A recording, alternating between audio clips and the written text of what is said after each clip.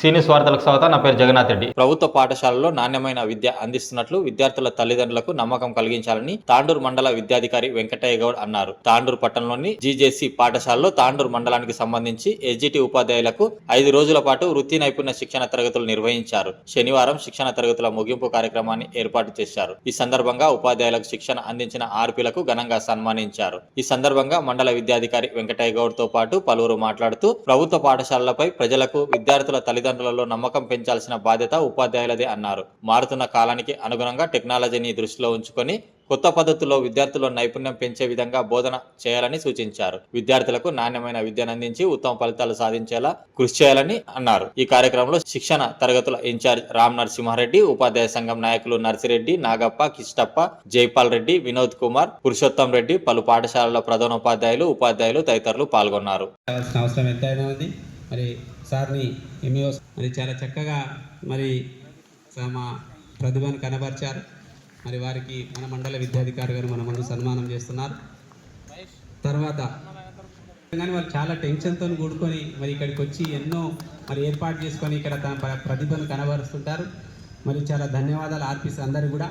ముఖ్యంగా మరి మన మండలానికి వచ్చి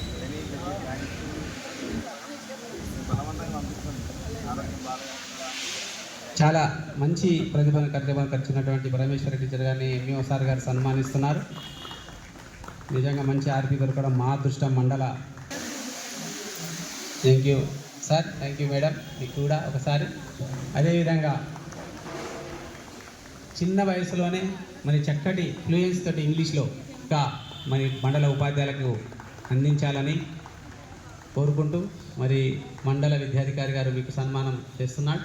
అదేవిధంగా మరి చక్కటి నైపుణ్యాన్ని ప్రదర్శించినటువంటి ప్రభు సార్ గారికి మండల విద్యాధికారి గారు సన్మానం చేస్తున్నారు మన ముందు. నిజంగా మనం ఆన్లైన్ శాలరీస్ అయినా మన సర్వీస్ బుక్లో ఏదైనా అవసరం ఉన్నా మరి నేను ఉన్నానంటూ చేతనందిస్తూ మన అందరికీ చేదోడు వాదోడుగా మరి సంఘానికి మంచి ఎంతో ఉంది.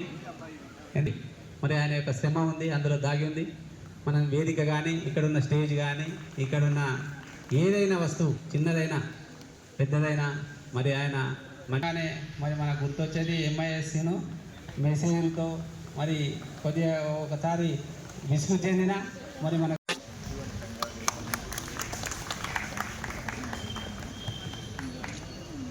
సీనియర్ ప్రధానోపాధ్యాయులు మరి మన మండలంకు రావడం వెంబడే మరి ముఖ్య పాత్ర వహిస్తూ వాళ్ళ ఇంటికి వెళ్ళడానికి రాజు అంగీకరిస్తారు.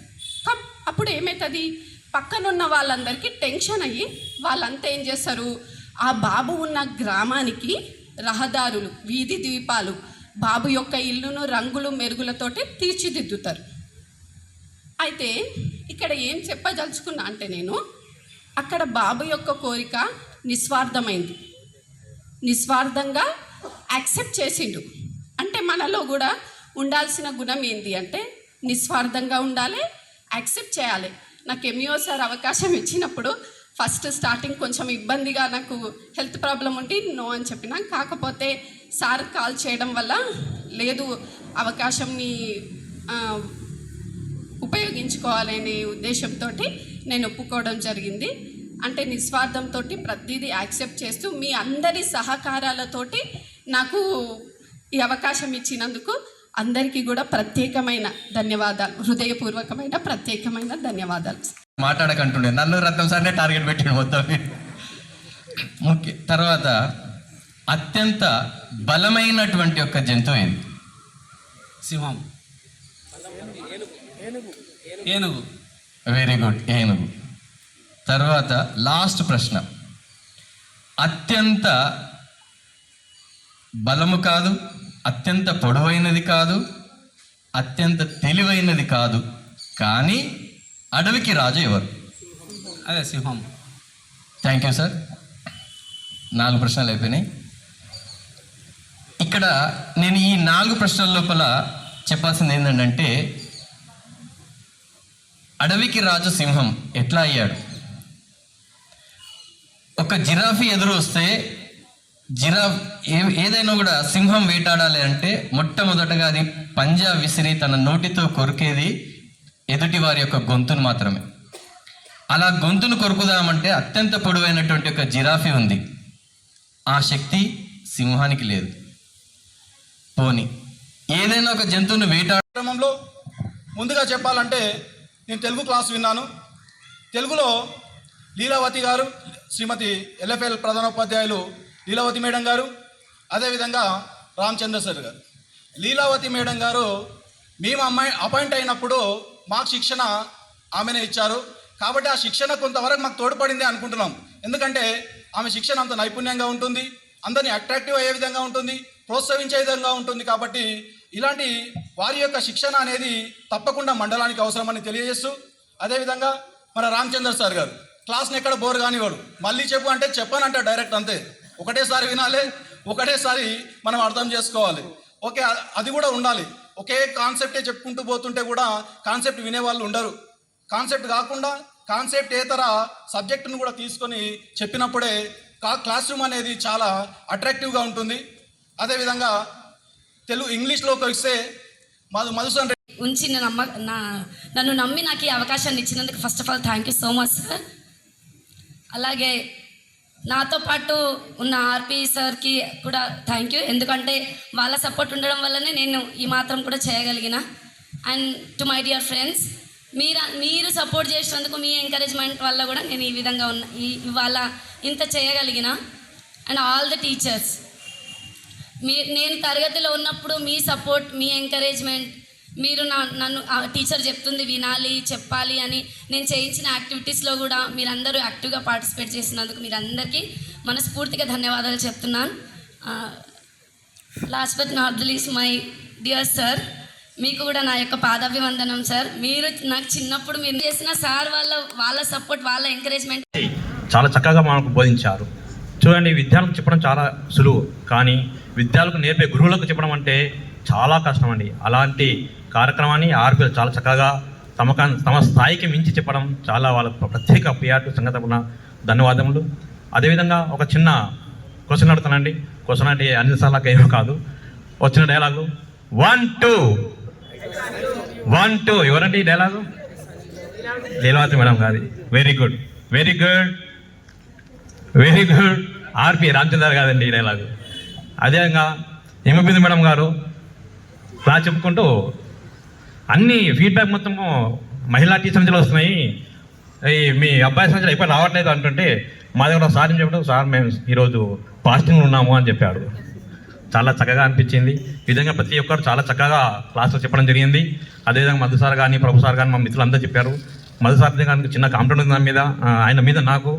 సారు ప్రతి క్లాస్లో రూల్ నెంబర్ 1 లోపల ప్రతిసారి ఎప్పుడు ఇంతగా రెండోది ఇది ఎప్పుడు చూడు మల్కాపూర్ వారు చాలా మంచి చెప్తున్నారు, ఫీడ్బ్యాక్ ఇస్తున్నారు, రెస్పాన్స్ ఇస్తున్నారు క్లాస్ రూమ్ లోపల, లేకుంటే కోడ్ బాస్పల్ వాళ్ళు ఇస్తున్నారు. కానీ మా కొత్లాపూర్ టీచర్ చాలా చక్కగా రెస్పాన్స్ ఇచ్చారని అనుకుంటున్నాను. ఇది ఒకటి మధుసార్ గారు ప్లీజ్ మరొకసారి చెప్పకుండా చూసుకోండి. చివరిగా పిఆర్టు ఈ సభకు కాకుండా పిఆర్టు సంఘంగా అనిపిస్తున్నాను సార్. ఎంబీఓ సార్ గారికి ఒక చిన్న రిక్వెస్ట్, మా సర్వీస్ బుక్లు పెండింగ్లో ఉన్నాయి సార్. ఇక్కడ చర్చించాల విషయం కాదు, కానీ పిఆర్టు సంఘ తరపున అడుగుతున్నాను సార్. సార్ కాంప్లెక్స్ వాళ్ళకు ఒక ఇంటిమేషన్ ఆల్రెడీ మీరు హెచ్ఎం మీటింగ్లో చెప్పారు సార్ గారు, మీరు మీ యొక్క సర్వీస్ బుక్లు అప్డేట్ చేసుకోండి అని చెప్పారు.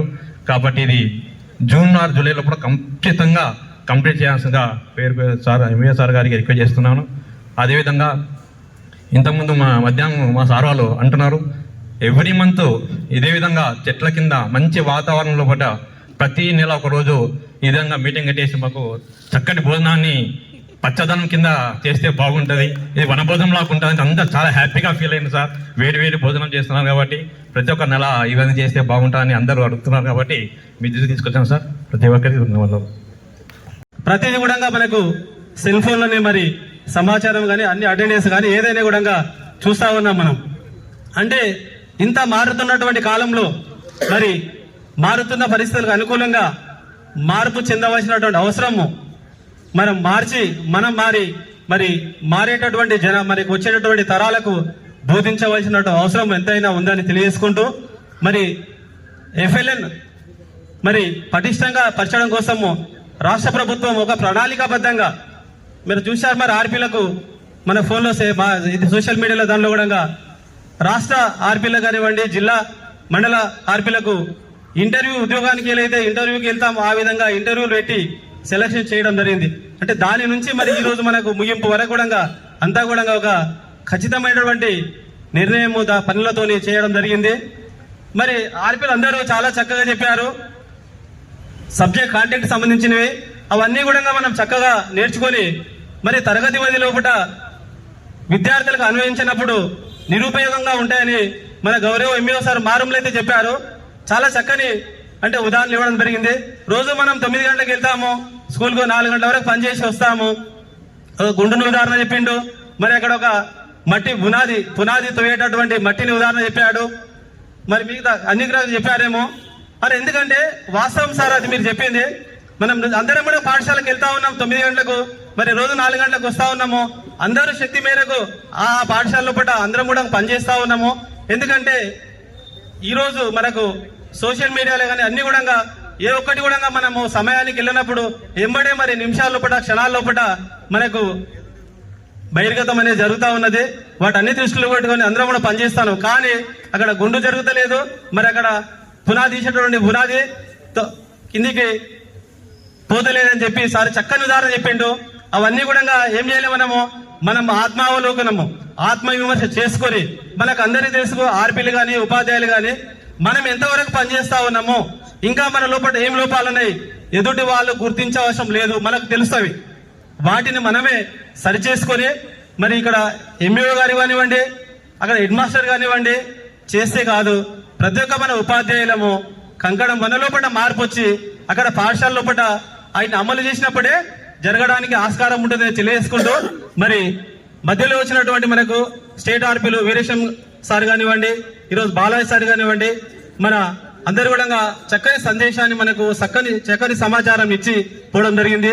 అదేవిధంగా మన ఎంఈఓ సార్ గారు మరి ఏ ట్రైనింగ్ సెంటర్కు వెళ్ళినటువంటి జరిగినటువంటి విషయాన్ని మన గౌరవ ఎమ్మెల్యే గారిని కూడా ఇక్కడ తీసుకొచ్చి మన ఉత్తేజపరచడం కోసం వాళ్ళు పనిచేయడం జరిగింది.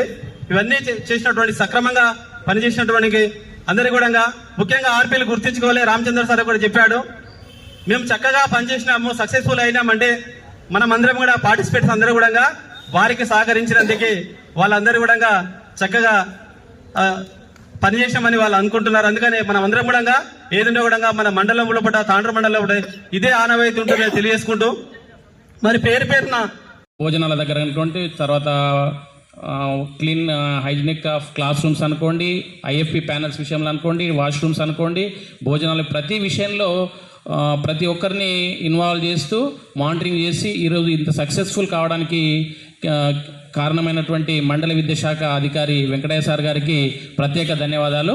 ఎందుకంటే సార్ ఒకరిని చూజ్ చేసుకున్నారంటే, ముఖ్యంగా అందరు ఆర్పీలను అందరూ బాగా చెప్పారు అంటున్నారు. కానీ సార్ ఒకరిని చూజ్ చేసిండు, ఒక పని చేయడానికి కానీ ఒక కార్యక్రమానికి ఒకరిని వాళ్ళని ఎంపిక చేసిండు అన్నప్పుడే ఆ ప్రోగ్రామ్ సక్సెస్ అవుతుంది. అంటే సార్ అంటే దానిలో గమనించింది ఏంటంటే, సార్ ఒకరిని చూజ్ చేసిందంటే ఆ ప్రోగ్రామ్ సక్సెస్ అవుతుంది. ఎవరికి ఇంట్రెస్ట్ ఉన్న కార్యక్రమాన్ని వాళ్ళకి అప్పచెప్తాడు సార్.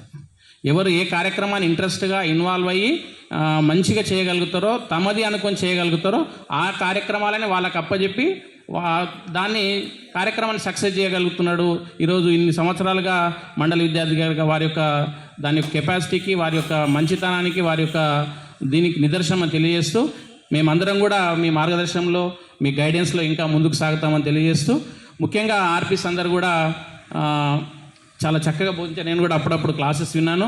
అన్ని సబ్జెక్ట్స్ మ్యాథ్స్ వరకు పరమేశ్వర మేడం కానీ, తర్వాత మన సీతారాంపేటలో పనిచే ఉమాదిస్తే 15 సంవత్సరాలు, సుమారు 10-14 సంవత్సరాల తర్వాత భోజనాలతో కూడిన ట్రైనింగ్ సెషన్ చూస్తున్నామండి. నాకు తెలిసినంత వరకు 10-14 సంవత్సరాల తర్వాత భోజనాలతో కూడినటువంటి రెసిడెన్షియల్ మోడ్, ఇంచుమించు రెసిడెన్షియల్ మోడ్ అనుకోవాలి మనము. ఇటువంటి కార్యక్రమాన్ని మనకు విద్యాశాఖ అందజేసింది. అట్టి కార్యక్రమాన్ని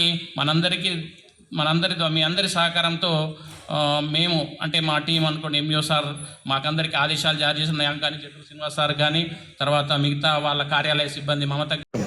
ఏ ఉద్దేశంతో ఇన్ని డబ్బులు ఖర్చు పెట్టి 5 days రెసిడెన్షియల్ మోడ్లో ఎందుకు శిక్షణ ఇవ్వాల్సి వచ్చింది? అది నాట్ ఓన్లీ టీచర్స్, డిఓల కాడికి వెళ్ళి కింద ప్రైమరీ టీచర్ వరకు. నెక్స్ట్ 27కి వెళ్ళి ఎంఈఓలో కూడా ఉంది అక్కడ హైదరాబాద్లో, ఎంహెచ్ఆర్డీలో. అంటే డిఓలో కూడా అయిపోయింది 3 days.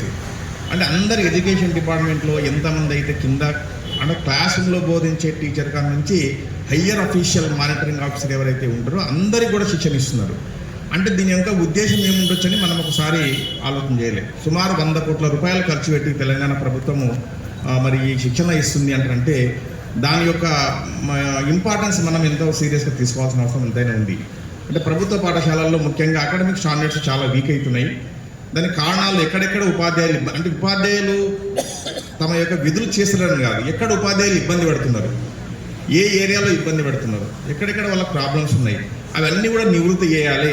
అవి నివృత్తి చేసినప్పుడే ప్రభుత్వ పాఠశాలలు బలోపేతంగా ఉన్నాయని చెప్పేసి మరి ఇక్కడ ఆర్పిఎస్ మీకు అందరికీ కూడా 5 daysలో చాలా చక్కగా శిక్షణ ఇచ్చింటారు అనుకుంటున్నాను. మేము కూడా ఫీడ్బ్యాక్ చాలా తీసుకున్నాం. మాకు ఫీడ్బ్యాక్ తీసుకున్న అలవాటు ఎక్కువ. నాకు కొంతమంది తీసుకోరు కానీ చాలా ఫీడ్బ్యాక్ తీసుకుంటారు, నాట్ ఓన్లీ సెంటర్ నా స్కూళ్ళది కూడా. అంటే ప్రతి ఒక్క టీచర్ పర్ఫార్మెన్స్ ఏ విధంగా ఉంది, ఏమనుకుంటుందని చెప్పేసి చాలా ఫీడ్బ్యాక్ మా దగ్గర ఉంటుంది. చాలా చక్కగా ట్రైనింగ్ ఇచ్చారు మీకు, ఇవ్వడము తీసుకున్నారు, బాగానే ఉంది. అది తరగతి గదిలో ఇంప్లిమెంట్ అయినప్పుడే మరి మనం ఇంత కష్టపడి ముఖ్యంగా ప్రభుత్వం ఇంత డబ్బులు ఖర్చు పెట్టి ఇంత టైం స్పెండ్ చేసి ఇంతమంది అధికారులు 3 అబ్జర్వర్లు వచ్చారు.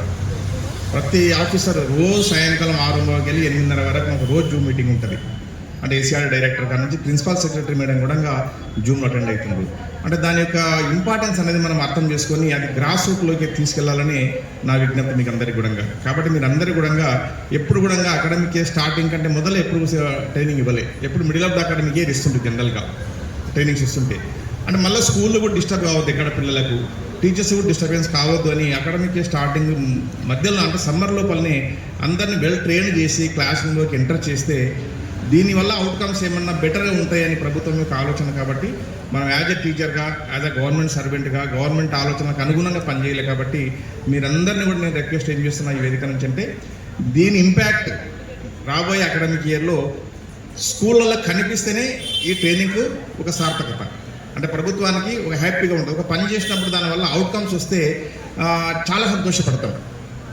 కాబట్టి ఆ విధంగా మీరు డిపార్ట్మెంట్ని కానీ ప్రభుత్వాన్ని కానీ సంతోషపెట్టాలంటారంటే మనం మరింత ఎక్కడెక్కడ మన లోపల గ్యాప్స్ ఉన్నాయని చెప్పేసి ఒక్కసారి రెక్టిఫై చేసుకొని మీరు క్లాస్ రూమ్లో ఆ విధంగా పిల్లలకు ఇంకా బెటర్ ఎడ్యుకేషన్ ఇస్తారని నేను సభాముఖంగా మనస్ఫూర్తిగా నేను కోరుకుంటున్నాను. మీరు ఆ విధంగా ప్రయత్నం చేస్తారని ఆశిస్తున్నాను.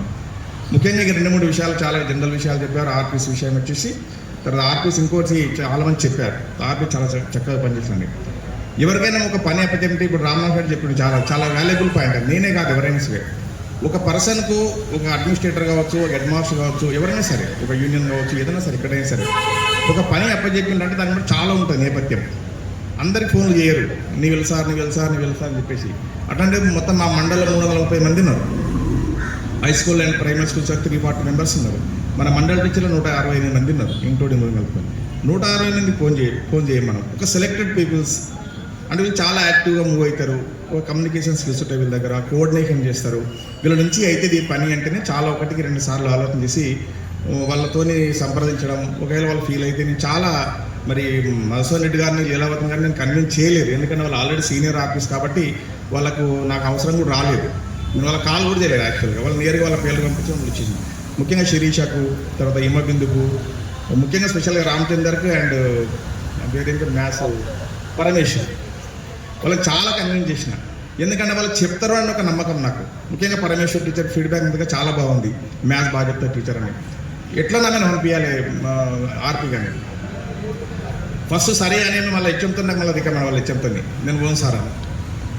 నేను సార్ అడిగాడు, నేను భయపడి సరే అన్న సార్ నేను పోను చెప్పండి సార్ కండి అంటే ఇలా కాదమ్మా నీ వెళ్ళు, నీకు ఇబ్బంది ఉంటే నేను చూసుకుంటా కానీ ఏంటి నేను ప్రాక్టికల్గా ఇట్లా ఒక 2-3 బాగా కన్విన్స్ చేసి పంపించడం జరిగింది. వాళ్ళు అంచనాలకు అనుకున్నాగానే అంచనాలకు మించి ఇంకా ప్రయత్నం చేయడం జరిగింది. కాబట్టి నేను ఈ సభావేదిక నుంచి ముఖ్యంగా జూనియర్స్ బిందు కానీ వాళ్ళందరికీ అందరికీ కూడా ఉమాదేవి అయితే ఫస్ట్ వాట్సాప్లో నేను వెళ్తా సార్ అని పెట్టింది మెసేజ్.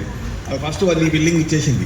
అట్లా కొంతమంది ఉంటారు. కొంతమంది ఏమో వాళ్ళ మీద వాళ్ళకి నమ్మకం ఉంటుంది, కొంతమంది ఏమో వాళ్ళని మనం పూజ చేయలేదు. ఇప్పుడు ఆంజనేయునికి తన బలం తను తెలియదు, నువ్వు దుంకుతావు అని చెప్పాలి.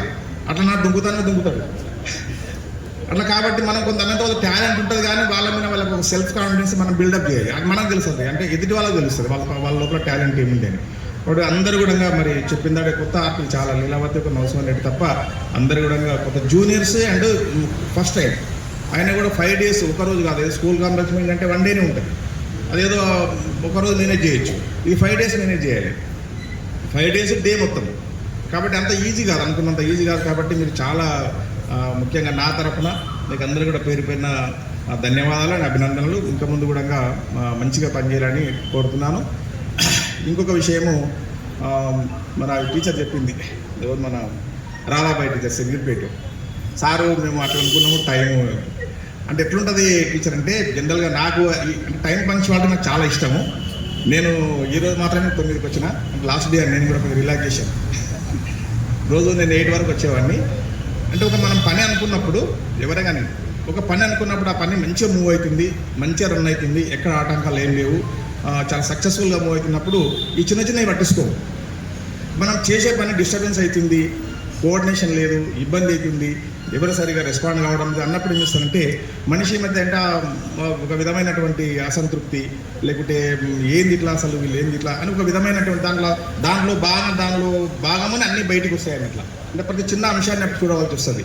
కాబట్టి ప్రోగ్రామ్ అనేది ఒక నీట్గా చక్కగా ఒక ఫ్రెండ్లీ అట్మాస్ఫియర్లో ఒక మంచి వాతావరణంలో మూవ్ అవుతుంది, అందరు సహకరిస్తున్నారు, ఆర్టిస్ట్కి కోఆపరేట్ చేస్తున్నారు, అందరు క్లాస్ నుంచి చాలా డిసిప్లిన్గా నడుస్తున్నాయి. కాబట్టి అవన్నీ చాలా వెరీ మైనర్ చిన్న చిన్న విషయాలు, ఒక 2 నిమిషాలు 3 నిమిషాలు 10 నిమిషాలు. ఇన్స్టిట్యూషన్లో కూడా అంతే, ఒక స్కూల్ మంచిగా రన్ అవుతుంది, చాలా వెరీ గుడ్, మంచి ఎన్రోల్మెంట్ ఉంది, మంచిగా ఉంది అన్నప్పుడు ఇవన్నీ నేటి వార్తలు ఇంతటితో సమాప్తం. తిరిగి వచ్చే బులెటిన్లో మళ్ళీ కలుద్దాం. అంతవరకు సెలవు, నమస్కారం.